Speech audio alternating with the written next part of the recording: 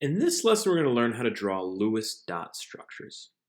When we're working with covalent molecules, it's going to be really important to be able to model out what that molecule is actually going to look like. In ionic structures, we're going to have a crystalline lattice, and in metallic structures, we're going to have a crystalline structure, but it's going to have a pretty random shape.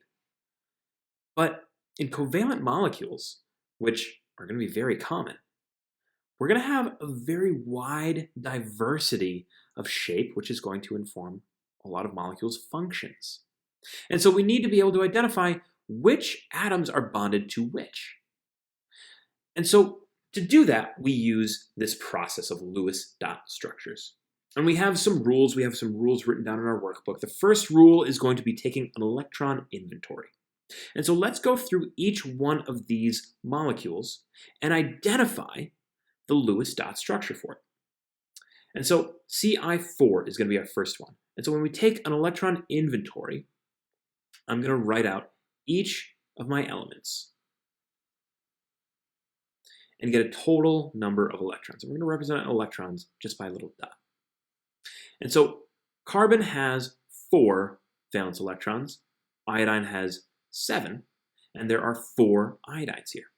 So 7 times 4, that's going to be 28, plus 4, that's going to be 32. So I have a total of 32 electrons. Now my next step is going to be to draw out a rough draft of my structure. This is going to be using the first letter, the C right here, as my central atom. So I've got a carbon, and I'm going to have 4 iodines that should all be connected to that carbon.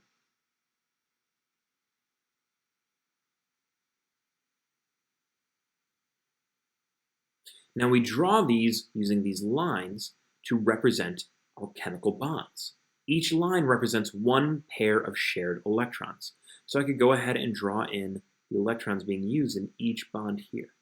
I'm going to draw those in, though on a final Lewis dot diagram, we do not draw in these electrons. They are represented by those lines. I'm only putting them in so that we can subtract them from our total electron count. So I've used 2, 4, 6, 8. So I'm subtracting 8 from this. So 32 minus 8 is going to be 24. I have 24 electrons left to use. I'm just going to place these electrons around my atoms to make sure everything has a full octet. So notice, carbon has 2, 4, 6, 8 electrons, so carbon is happy. But each iodine only has 2. So each iodine needs 6 more electrons. I'm going to place them around one at a time. 1, 2, 3, 4, 5, 6. 1, 2, 3, 4, 5, 6. And 1, 2, 6. Missed that one. Same here. Last one. So I place all of these around, and I count 2, 4, 6, 8, 10, 12, 14, 16, 18, 20, 22, 24. And so I've now used all 24 of my electrons. So I have fulfilled the octet for the iodines, the carbons, and I've used all of my electrons. So that's kind of my checklist here. How do I know that this is correct? Well, all electrons used, and all atoms have 8 electrons. Except hydrogen. Hydrogen's only going to have 2 because they can only handle 2. Okay, so this is our first one. So let's redraw this up here. So I've got my carbon tetraiodide drawn up here. We're just going to leave this up here out of the way so that we can kind of see what these look like as we go. And we'll move on to the next one. Carbon dioxide. Carbon dioxide has a carbon, 2 oxygens. Carbon has 4 valence electrons. Oxygen has 6. And so my total electron count, 6 times 2 is 12, plus 4 is 16. And so I'm going to draw my central atom being carbon. Now the first atom in the chemical formula is always going to be the central atom, except when it's hydrogen. I'm going to draw that rough draft, connecting it to the 2 oxygens. And I'm going to take my 4 electrons that I've used in these 2 bonds. I'm going to subtract them. So I've got 12 electrons left. And so I'm just going to start placing these around putting them in 2s at a time. So 1, 2, 3, 4, 5, 6, 7, 8, 9, 10, 11, 12. Ooh, I'm missing some electrons here.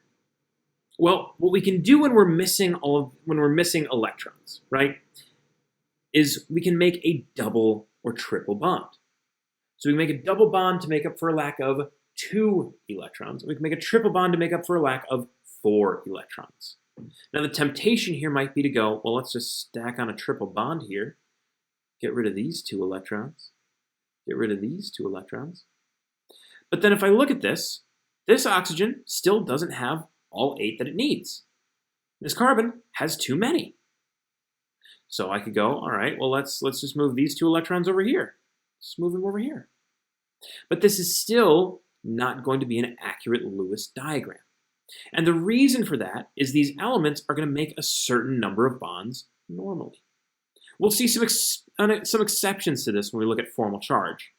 But for the most part, carbon wants to make exactly 4 bonds, and each oxygen wants to make exactly 2.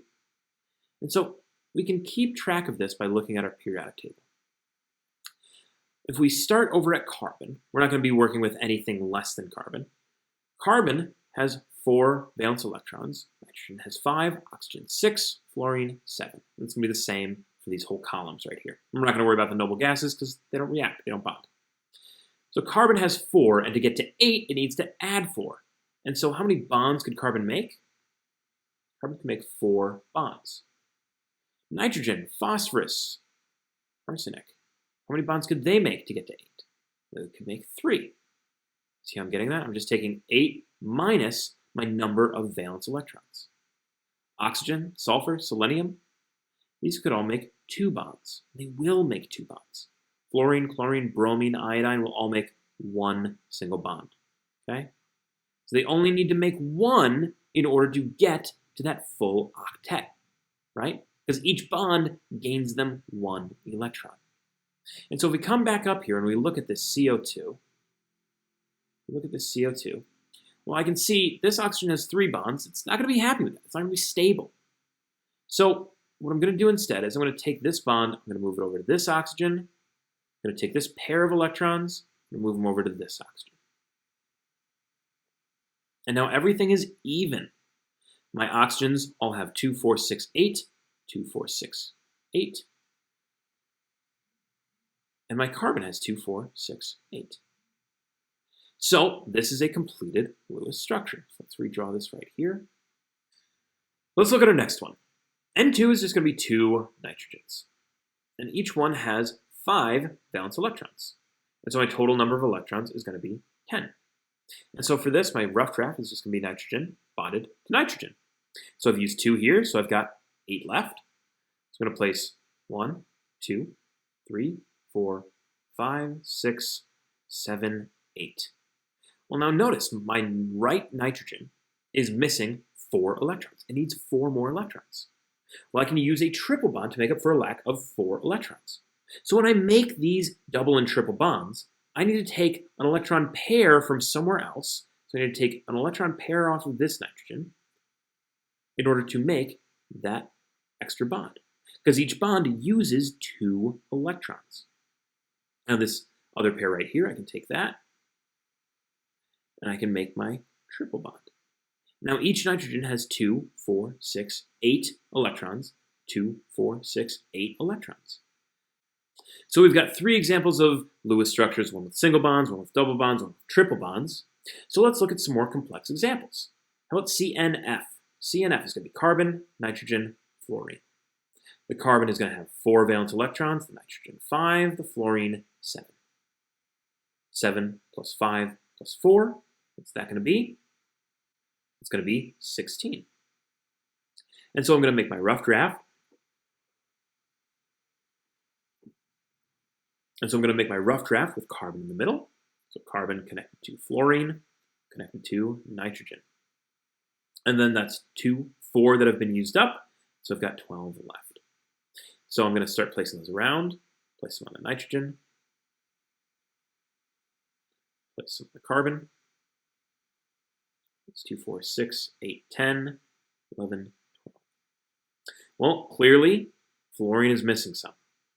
Now, once again, the temptation might be to give fluorine some extra bonds here. But, if I remember, fluorine is only going to make one bond. And so I should actually be moving these electron pairs over to fluorine. So let's do that. Let's move this pair from nitrogen over to fluorine. And let's move this pair from nitrogen over to fluorine.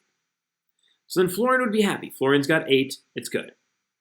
But nitrogen normally wants to make 3 bonds. And carbon normally wants to make 4 bonds. Carbon currently only has 2.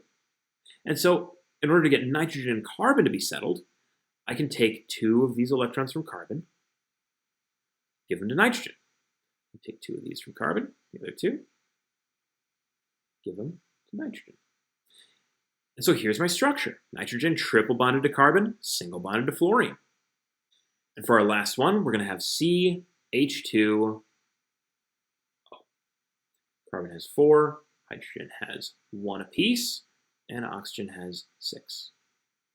So 6 plus 2 times 1 is 8, plus 4 is going to give me a total of 12. So once again, carbon is going to be in my middle. I'm going to bond it to each other thing. And so now I'm going to start drawing my electrons around these.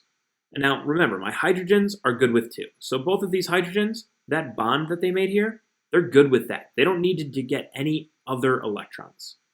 And so I'm going to take 2, 4, 6 off of this, and I've got 6 left. And so I'm going to start placing these around. 1, 2, 3, 4, 5, 6. Okay, so I've used all 6 electrons here. I've used all of my electrons in this structure.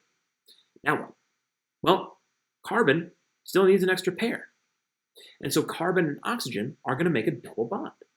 And I know that they're going to make the double bond because oxygen generally makes 2 bonds, carbon generally makes 1, 2, 3, 4 bonds. So now carbon has 2, 4, 6, 8. Each hydrogen has 2, which it likes, and oxygen has 2, 4, 6, 8. And so everything here is settled. So this is how we draw Lewis structures. We're going to try and make sure that we're putting in our double and triple bonds the right way, and keeping in mind this general rule of thumb that this column is going to make 4 bonds, this one is going to make 3, this one is going to make 2, this one is going to make 1.